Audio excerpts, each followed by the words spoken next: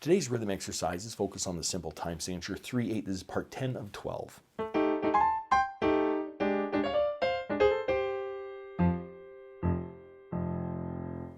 Welcome to my studio, Bach To Basics. This channel is where you can find videos to further your music studies. Now I planned my next IKEA shopping trip. Let's read some rhythms.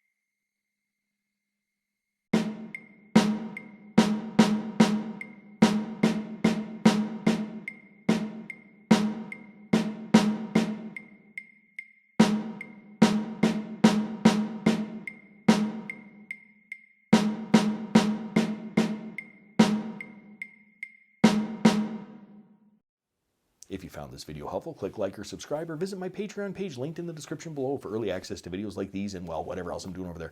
Thanks for watching. I'm just a music teacher having fun. Catch you on the next one.